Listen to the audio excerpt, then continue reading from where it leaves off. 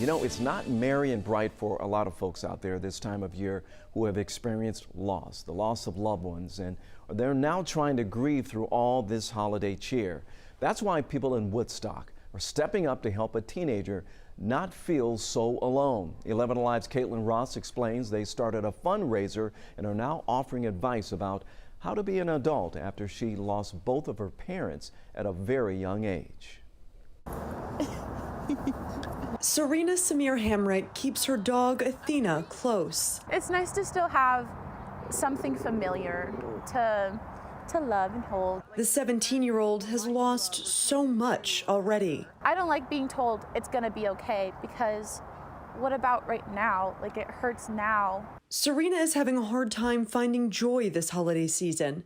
It reminds her of losing her dad. It was really difficult for me because we found him on Christmas morning. The reality of it kind of just made me grow up a little bit more than I probably should have. The tragedy several years ago brought Serena and her mom Cheryl closer.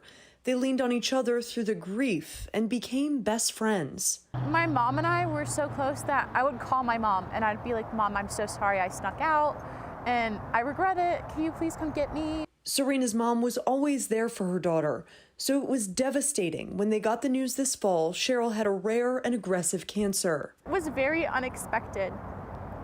Like, we were making plans for Thanksgiving and Christmas. Within weeks of being diagnosed, Cheryl was in multi-organ failure and on life support.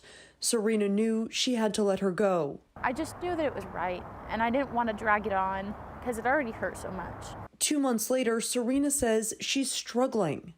And losing both my parents, like, so young, like, I'm not sure how to be an adult. There's a lot of things that we had never talked about, like health insurance or, you know, picking up prescriptions. She says DFACS checked in on her when her mom died, but closed her case because she'll be 18 in 6 months. There's so many resources that I don't know about that they could have recommended, like places to get clothes or food or hygiene products. I feel kind of left behind. People who live in Woodstock have rallied around Serena.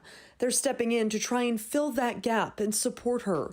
She works full-time at Chick-fil-A, and her employer is setting her up with a financial counselor. Her teachers and classmates started a fundraiser to help her pay for necessities. And a lot of people are giving her their best advice on how to grow up. There's a lot of people that want to help me, but I'm still missing the people that I want the most. You know, Caitlin also tells us that Serena does have a support system, a loving boyfriend, great friends, and extended family. That support system has started a fundraiser for Serena, and we have linked that to our website at 11alive.com.